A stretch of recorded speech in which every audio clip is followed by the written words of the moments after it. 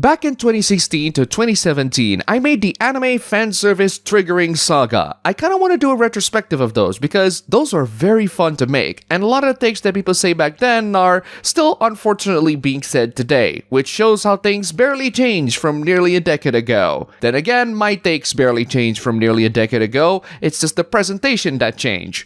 Well, sort of. Back in 2016, the Mary Sue told everyone to stop making excuses for fan service, and this is just the first installment out of the many articles where they bash anime fans for merely liking the stuff they like. Every year, anime fans wonder why Japanese animation isn't being taken more seriously by critics. And every year, I question why people take those critics seriously to begin with, and why do we need their approvals in the first place? The otaku shrug their shoulders and go back to conversation about who the best girl is, whose waifu is trash, and how irrational anyone must be to stop watching a show as soon as female characters show some TNA. Well, things haven't changed after nearly a decade, and it is irrational if you watch anime because there's some TNA. It's not the anime's problem, it's a you problem. I wonder how many people who were once neutral towards anime have developed an instinctive aversion to it, associating anime girls with anonymous entitlement. Oh, there are plenty, and the opinions of those people are best left not taken seriously because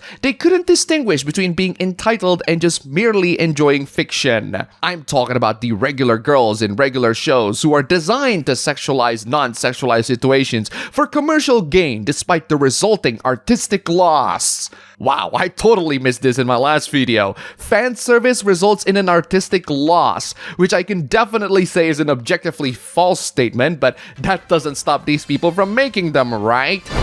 You learn quickly that objecting to fan service will brand you as narrow-minded and worse, a feminist with an agenda, as if straight boys defending their boner feel are unbiased rational thinkers. I love how you implied that feminists with an agenda are the real unbiased rational thinkers. Neither of us are, but I would rather have fan service than busybody killjoys complaining about fan service. Send a message with your money. No, sending money or not sending money doesn't send a message. Either they get money or they don't. That's all there is. The sooner people realize this, the better their activism will be. If non-objectifying shows become more profitable than objectifying shows, the market will follow. Yeah, that's not how it works. People will support shows that look cool. That's really all there is to it. If we want more critical attention for anime, we need to make it more welcoming for everyone. No, thank you. I'd rather those critics wallow on their pretentious tears than touch anime. I love recycling old videos. It's environmentally friendly, and it just gives a new perspective on old hooplas. Before we continue being more productive to the environment, if you like this video so far, don't forget to click the like button, comment, subscribe, and leave some tips through any of these means, including YouTube membership. Links below. Thank you to all sponsors this week. You're all fantastic. Here's the second chapter of the Mary Sue's conquest against anime nearly a decade ago, in which I made a whole ass skit because it was a popular thing to do for internet creators back in 2016, right? God, what was I thinking? Portraying images of an attractive human body is not the same as objectification. Yeah, you're not making that distinction very clear the last time around, but thank you for the clarification at least. On Game of Thrones, Emilia Clarke reportedly refuses now to do topless scenes unless she believes they are justified. Well, Emilia Clarke is a real woman and can make choices on her own. Anime characters are not real. Do you see the difference? Real women are inconvenient. 2D women, no such baggage. Yes. This really shouldn't be an issue, but keep going. Media creators have spent decades convincing consumers that sexiness looks like the objectification of women, and anime fans have become ambassadors of that definition of sexiness. It's embarrassing and avoidable. It's not embarrassing, and there's really no need to avoid them. Media creators don't define sexiness. Media don't tell me what is sexy. I tell myself what is sexy. And right now, what I find sexy is Fremi from Brave the Six Flowers. What turns you on is extremely personal after all, despite anime's cookie-cutter approach to it. It's almost like they're appealing to a mass market or something. The writer compared two scenes between Black Lagoon and Gurren Lagann. The scene with Revi doesn't emphasize her boobs and unnatural back. The scene with Yoko draws attention to her breasts and legs, therefore objectification. Either way, They are fictional characters. They are not real. And you being annoyed at Yoko's jiggling boobs is not a valid point. It's just your own personal pet peeve. Exactly how low is our opinion of Japanese animators that we think them incapable of making cartoon women hot without dehumanizing or humiliating them?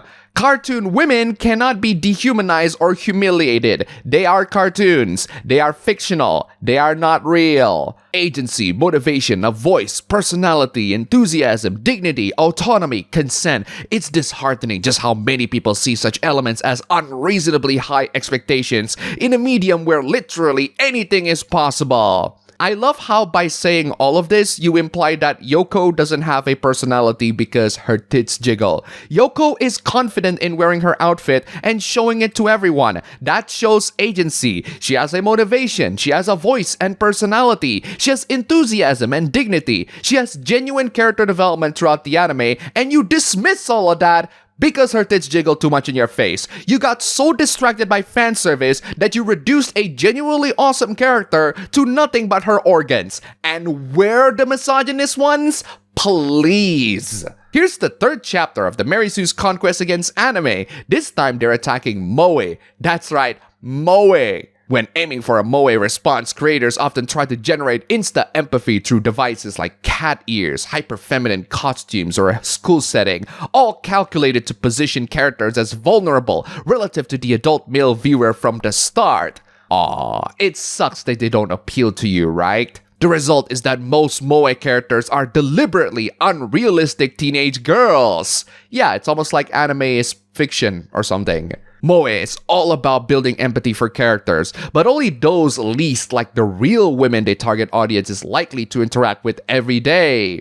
That or the female characters are just cute, and that's nice to look at and enjoy. Since you brought up Love Life and New Game, they're just fun little wholesome shows that really don't require any advanced analysis beyond the girls are cute and they're doing cutesy little things. Adapting certain anime to better suit these adults while still appealing to its original audience means giving children messages about what women are and should be, which are rooted in deliberate unreality. Okay, you are tethering on the edge of arguing that fiction affects reality. These shows are not giving children unrealistic messages about what women are. They're just there to entertain. You're the one who got the wrong message. Moments of cutesy clumsiness or misunderstandings, only believable from a 5-year-old, are so far away from anything I experienced as a teenage girl with female friends my age that it is impossible for me to relate to those characters.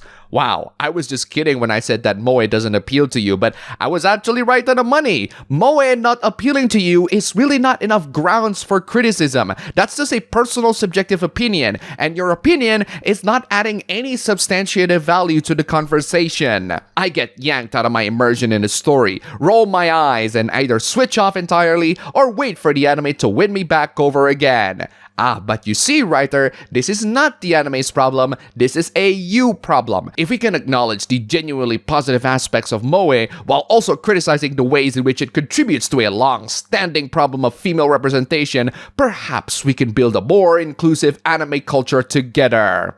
Yeah, I'm not interested in building an inclusive anime culture. I am interested in building an anime culture, period. And your criticism of moe and how it hampers female representation in anime is not improving anime or moe or female representation. You're just improving it only for you. The next episode of my anime triggering series featured several articles that are actually not from Mary Sue, so consider this one a sequel spin-off. Remember the anime Keijo? Yeah, it seems like Kotaku is not a fan of that at all back in 2016, calling the anime deplorable. Oh no, this anime has characters that crash each other's breasts and butts. Things haven't changed that much since then, but it is funny to look back in retrospect. I protest. I don't care that it's well animated. I don't care that the women have discernible personalities. No cookies for you. It is beside the point that Keijo was previously a manga. It could have died in obscurity. Now it's on Crunchyroll.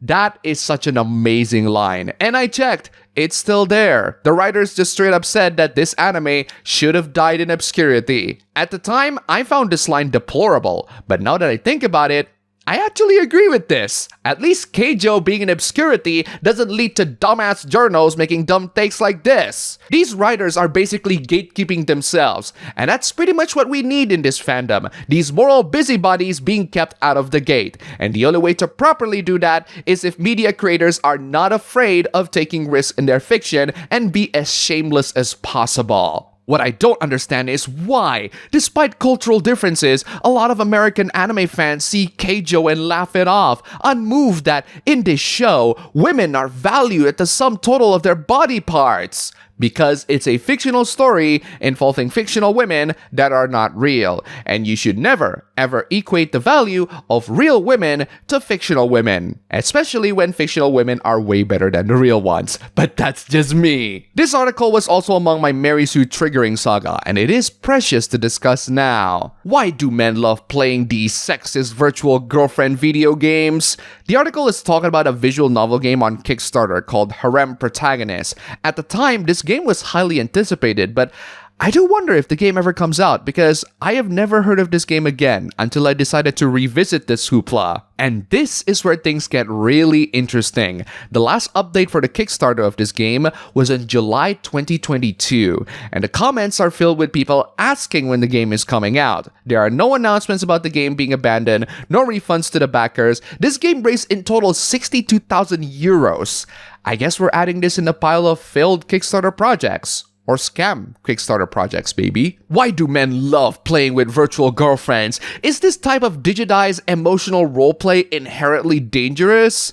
What? No. What do you mean dangerous? You already said that it's role-playing. Role-playing is not dangerous. There have been countless studies about the negative impact of sexist video games. Yeah, no. These are ancient studies that have been debunked because the premise is nonsensical. They're equating virtual women to real-life women. And the moment you start equating that is the moment when you're losing the plot. It's all weasel words. It could cause this. It might lead to this. It most likely doesn't. As the article concluded, fiction is not reality. And since we're talking about visual novels, go play Katawa Shoujo. It's a masterpiece. It's free and it's finished. So they're not charging you money for a promise. I take a lot of pride in my ability to archive my scripts and presentations of old videos, but I did find something incredibly distressing with the 5th triggering episode, and that is, I have absolutely no idea where the script and presentation file is. It's gone. It's lost in time. I do, however, still have the video, and I still have the article that I talked about. And the article is from Kotaku, saying that anime fanservice is a minefield. Today, how you feel about panty shots can determine how you feel about anime as a whole. That's actually a pretty good opening sentence. It truly does set the tone for the long-ass article that's coming. Unfortunately for some Western anime fans, panty shots and their ilk can be a major turn-off. Fortunately, the opinions of Western fans are not that relevant for anime in general, and it's still really not that relevant today. Avoiding fanservice is easier said than done. The truth is that it's ubiquitous. Well, yes, they are everywhere in anime. If you don't like it, then anime is not a medium for you. As anime becomes bloated with fan service, some fans say they have stopped watching. Goodbye. No one is going to miss you. How should a progressive anime viewer think about fan service? I recommend separating your personal politics with the fiction that you enjoy. Anime can be a fraught hobby for plenty of fans who identify as progressive. Well, that sounds like a you problem. The whole article is basically the writer interviewing a bunch of people and their thoughts on fan service. Most of them are progressives, and plenty of them are like, nah, we're just cool with it. Glad that even progressives of the time can separate politics and enjoyment. Progressive anime fans can understand where fan service comes from, why it's popular, and what their personal lines are. But understanding is not a structural solution to find more anime without fan service. Wow, I love how you quote the word progressive as if you're like, nah, these people aren't my allies. But going back to your point, nice of you to lay out your goal to everyone, but then backtrack with your own personal goals. Few people I interviewed, myself included, want fan service to be censored. I thought you want to find anime, not censor them. Considering that the best rated anime in the West, including Full Metal Alchemist, Cowboy Bebop, Attack on Titan, and Studio Ghibli titles barely trade in panty shots, it's clear that there's a path to success for anime without gratuitous fan service. More options, please, is the bottom line. If you want more options, they are abundant. If you want to censor, you are definitely picking a fight. Also, thank you for referencing Studio Ghibli because now I can preach to everyone how Nausicaa does not wear pants, and I will jail anyone who says otherwise, including the rest of you prudes on Disney. My coverage of the whole triggering saga ends with the Mary Sue making quite a reflective piece. Your fave is problematic, call-out culture, cyberbullying, and toxic activism in fandom. Yeah, they're basically making a reflective piece on themselves and their behaviors. I want to highlight some segments that I find pretty illuminating. Challenging official lines in mainstream narratives is part and parcel of resisting, a feature of dismantling the things our society normalizes, all of which disenfranchise marginalized groups. Man, you progressives really love to fight for minorities, but you don't realize that the mainstream is all in favor of you at the time, and that there are loads of people who hide behind these progressive activisms as an excuse to be absolute dicks to other people. There's a different kind of call-out culture within fan communities that is a toxic kind of activism, enforced by a small but vocal minority. I'm glad that you understand that there are loads of people using activism as an excuse to be a dick, especially when they don't like seeing ships that they don't agree with. We live in an era of Donald Trump, and with right-wing nationalist rhetoric finding increasing support, we should be angry. Wow, this one aged shockingly well. Great job, Mary Sue. No thanks to you, Trump. There's nothing socially progressive about toxic callouts hiding beneath the guise of social justice. Agreed. Nice that this whole thing ends in a self-reflection on a Mary Sue's part, but I can tell you for a fact that these kind of takes will continue to persist today. They just exist in different forms, being held by different people. Hopefully, those people can reflect on them and realize that just because you're an activist championing for good causes doesn't mean you're a good person. And that's all for the video today. Here's a cat. Don't forget to check out my previous videos here. Click the like button, comment, subscribe, leave some tips, just $1 down below. And thanks for watching.